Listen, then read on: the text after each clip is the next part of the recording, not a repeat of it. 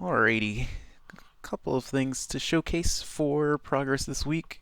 Let's hop right in. So this week I mostly focused on expanding out a little bit of a tutorial area, um, connecting some of the levels using Evan's additive scene code, and finally, what else did I do? Oh, just some general debugging with the getting the procedural randomized levels kind of situated as we kind of come in. So let me make sure the audio is sounding good this time. I think it's much more reasonable now. So, alrighty.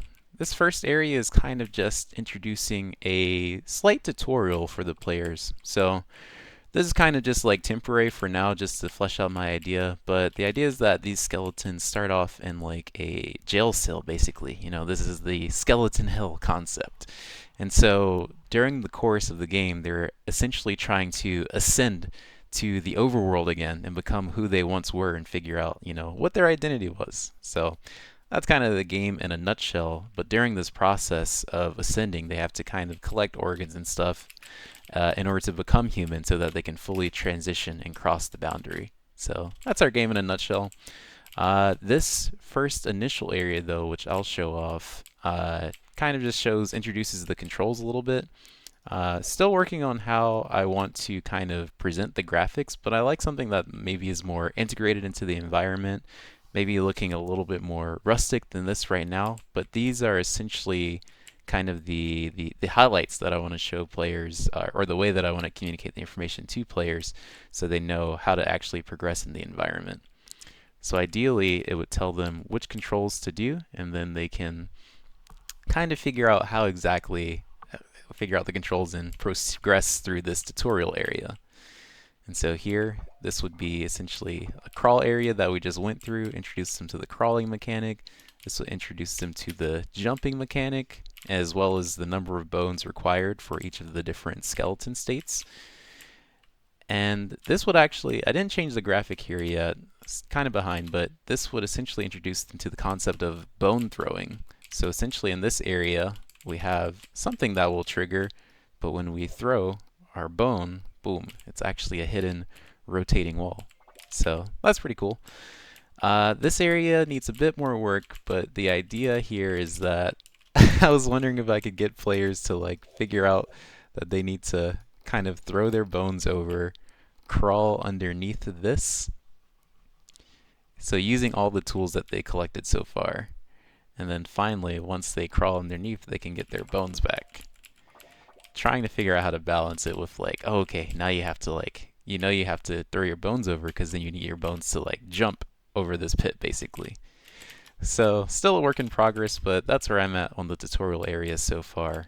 And so here is the next area, which is kind of like the community hub area right now. So this is just where like players kind of gather after they've done the tutorial, which may or may not be optional based on, if they've done it already. Maybe you can just skip to like this general area. I think this area will be more of like the gel cell, kind of like what Evan has showcased with like, it's like this pit, and it's like these different like cells, the skeleton holding areas, and then essentially whenever you start a new game, you spawn and wake up as a new skeleton, and you walk out of your cell, and then you try to ascend to the overworld by going through the Sanctum here. And so before, while people are like waiting for other people to kind of join the game, I kind of imagine this as like just like a fun area where they're like prison yard games basically. But the idea is just like there's just fun stuff for people to goof around and just like have fun while they're waiting for everyone else to join. Very much akin to like in Phasmophobia, how there's like basically like a little mini game at the beginning where you can do like all those different like what's the sack cornhole, and then there's like some markers. There's just some little stuff like that. So this one very simple. It's just a little basketball game. Want to definitely expand on this and make more of these because I think there's opportunity for fun, and then also to incorporate this into the actual Sanctum somehow, which we'll get to in a bit. So here, the goal is just like see how many bones you can throw. Uh, Planning on adding like a counter or something that you can like reset. Maybe you can like keep score, see who gets the highest score for bone throwing into the basketball hoop. But that's kind of where it's at right now. Very simple. So let me take a moment to catch up my friend here, and then we will proceed to the next thing. So pretty much the same as all of these are just like duplicated tutorials. Could be interesting to add some variety, flesh out tutorials a bit more, but for now, this is where they are at. As you can see, it works in very much the same way. I'm just going to use my super jump mechanic to kind of quickly skip over this though. And alrighty, so another fun thing about some of these interactables is not only are they responsive to like bones, but they're also responsive to players. So if you wanted to shoot your friend through the hoop, that is an option for you. Just grab them and boom. Oh man, okay. Sometimes it's a little jank right now with the rigid body and the colliders, but maybe we can get them in one time. There we go. There we go. Perfect. Alrighty, so let me grab some bones for this one, and now we'll head on into the Sanctum. See you in there. So this was kind of like a big thing as well. Evan was kind of pitching the idea of like these magic fog portals, basically. I think it is good in terms of like how we can develop things in different scenes and kind of link them together. And so that's kind of what I worked on here as well, which was kind of like realizing that additive levels with like the magic fog a little bit more, that vision a little bit more. And basically this allows us to do kind of whatever we want in the level without worrying about spawning things dynamically in the same spot. I think both approaches kind of have their trade-offs. Oops, I ran in here by accident. But yeah, I think the added levels is good for now. So here, as we enter this magic fog, we don't really know what we're going to come across on the other side. But essentially what we get to here initially is the actual Sanctum itself.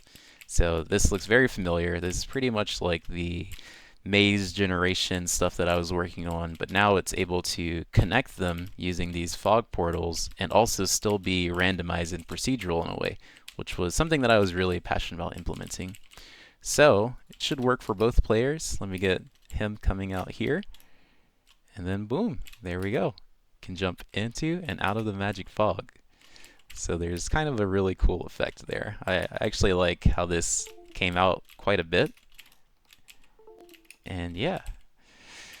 So, as with the previous maze, this is nothing too new. We have our collapsible corridor segments, and we also have our segments where we can kind of jump to the next, or use collaboration to like get thrown up to the next area. So that's still here, and we can use our fellow player, toss him up. The throwing should be a lot better now, and continuing with that same collaboration, we can now throw some bones up.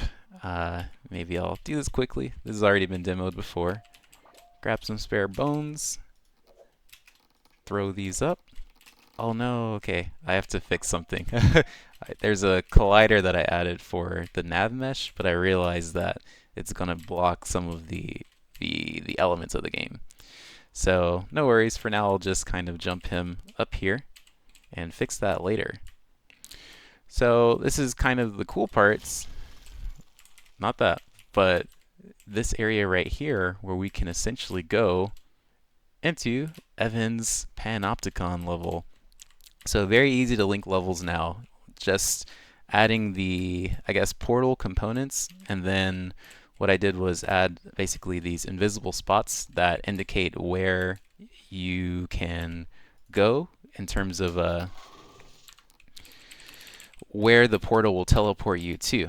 So let me bring in the main character so this can be seen a little bit more clearly. So there are essentially some invisible parts or components on the level that indicate where this portal will actually link to. And in this case, it's going to be this part right here. I'm just calling them kind of return points right now. So I put one return point here. This is the portal that will lead you back to the previous return point in the maze. And there's another one up here at this portal as well. And so this essentially allows us to link these individual and separate scenes in such a way that, let's see, if I bring him all the way back to this, jump up here, and I quickly find, gotta watch out for those traps, the portal here.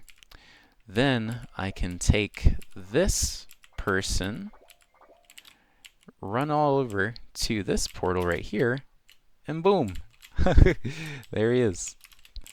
So very cool, linked in that same way, and it's the same case for when we go backwards as well. So going back to this portal, I can hop back in here, and it's Evan's maze level again. So I can go back and boom, just like that. So a lot of cool features. Excited to finally start, I guess, expanding on some of the level design and stuff now that this template is in place. And yeah, that'll be all.